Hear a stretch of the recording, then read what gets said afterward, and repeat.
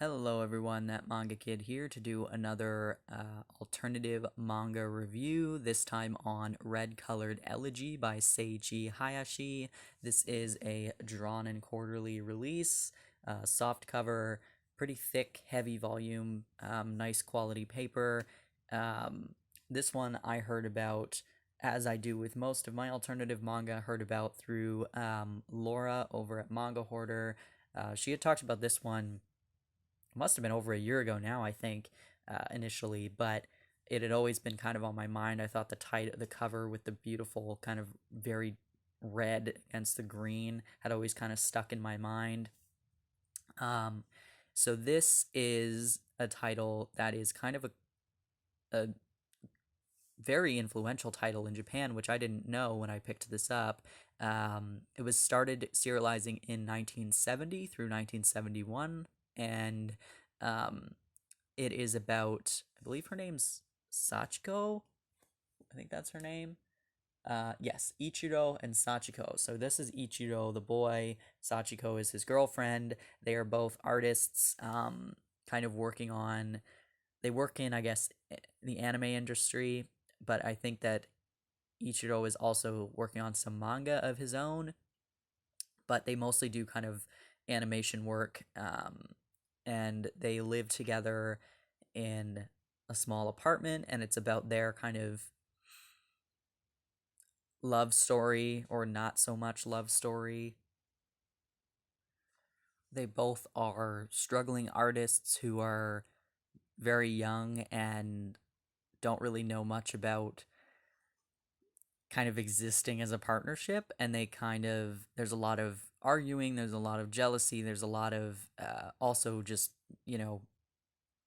being young and in love, and um, there is sex, but it's not very explicit, and I'm going to show you the art, and it's not, like, you don't really see much because it's very, very alternative art, but it kind of outlines, and I learned this in reading the massive essay at the back by Ryan Holmberg, that this idea of living together unmarried young people were kind of doing this back in the 70s, and this was a very influential title that kind of outlined that. I believe it's called Dosei, in this kind of alternative lifestyle of these kids living. I think they're in Tokyo, um, and yeah, it kind of goes into their family life a little bit, and their kind of struggling relationship, their struggling jobs, their struggling artists, and yeah, it's just very um, it's very kind of stark and um, just like what young people still go through today, of that kind of pressure of how do I provide for myself? How do I provide for my partner? How do I keep my family happy? There's a lot of these really beautiful landscape kind of pictures, um, that are really, really nice, contrasted with the very bizarre character designs.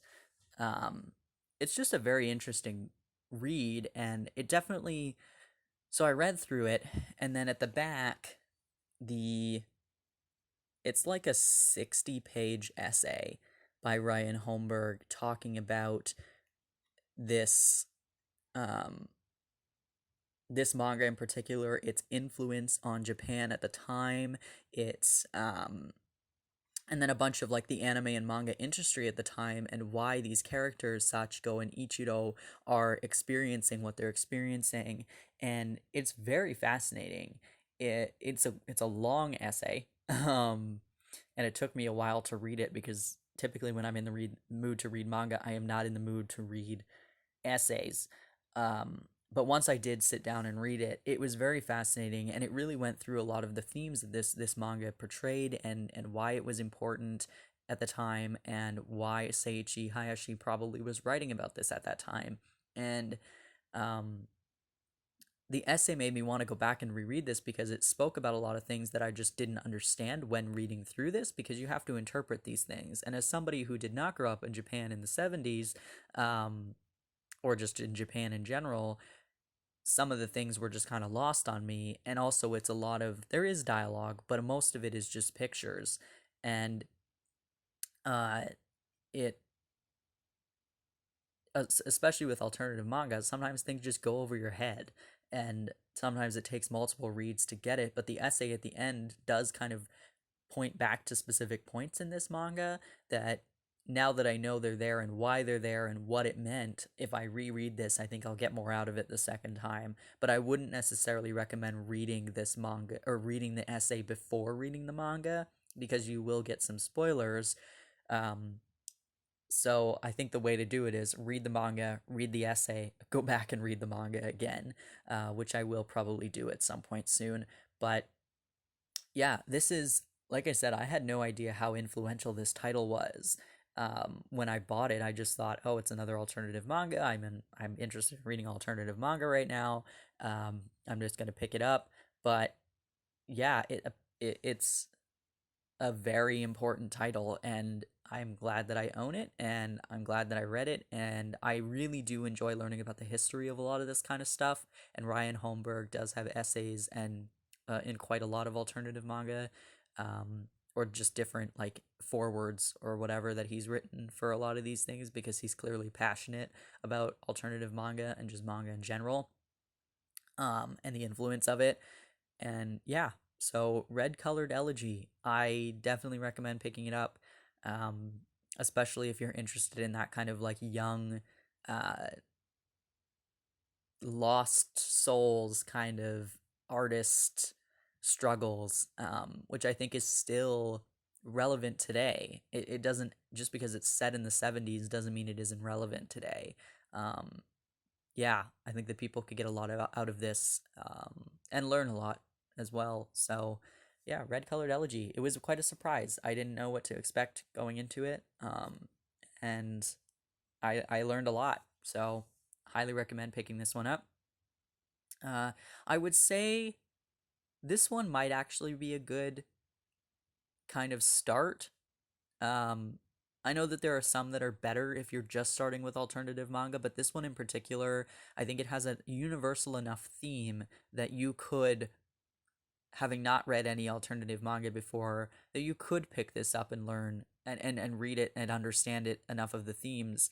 And then the essay at the end is kind of interesting as well, to hopefully hook you into reading some more alternative manga.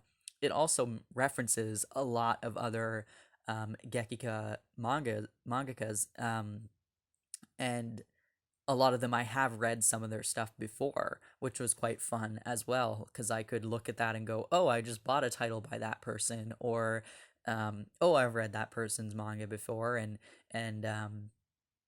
yeah, it's a lot of fun when the dots kind of connect, because in alternative manga it is an underground scene, which means a lot of these people are um, the pillar stones of this Gekika movement. Um, a lot of them overlap a lot in terms of just like they were writing stories at the same time in the same magazines and everything. So yeah, it's just kind of fascinating. I enjoy that historical part of it. Um, yeah. Anyway, if you've read this, I'd love to hear your thoughts. And if not, I highly recommend picking it up and checking it out. Thanks for watching.